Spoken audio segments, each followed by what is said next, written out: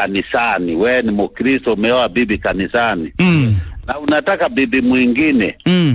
Ukioa mwingine utafungwa miaka 5 kafu. Bila the option of a fine.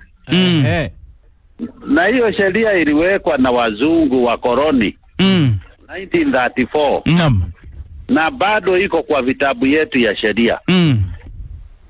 Na mzungu alitaka sisi tusizaane.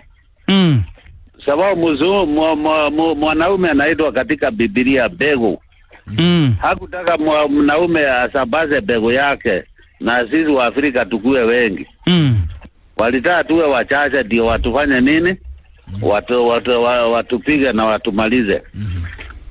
So wazungu wakaweka sheria hiyo ya bigamy 1934. 91 years ago. Na hiyo sheria sisi wa Kenya tumeendelea kuiweka kwa vitabu yetu ya sheria. Penal code.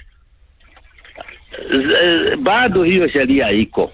So sasa hii ndio sababu ambayo inakufanya unaenda mahakamani kwamba hii tuweze kuiondoa hii penal code. Sasa ikiondolewa hii leo, mzee wangu, at 79, huyu mke wa pili utamuoa? Mimi nitamuoa kabisa. Unaona ile shida mko naye. Bwana Koimburi, kwani tayari uko na yeye, ni vile unangoja sheria? Kwani nangoja sheria iondolewe. Wewe ni vile tena hata hamjui Biblia. Daudi yes, akiwa mzee sana alikuwa anasikia baridi. Hiyo ni First Kings. First Kings verse 1. Daudi alikuwa anasikia baridi, alikuwa mzee kama mimi, na akaletwa kamsichana kazuri alikuwa anaitwa Abishagi the Shunammite.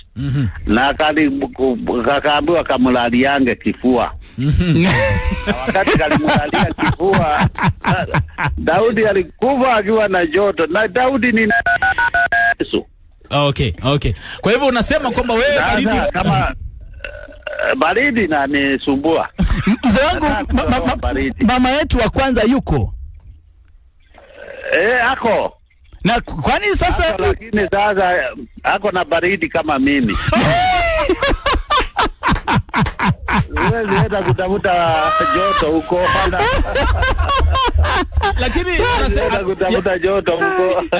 Mzee wetu Koimburi, sasa mama anasemaje kuhusu hii safari yako hii ya kwenda High Court? Ametoa maoni yake ama amesemaje?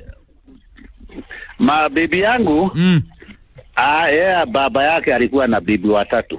Okay. Na akalewa akasomeshwa na hata familia yao iko sawa sawa.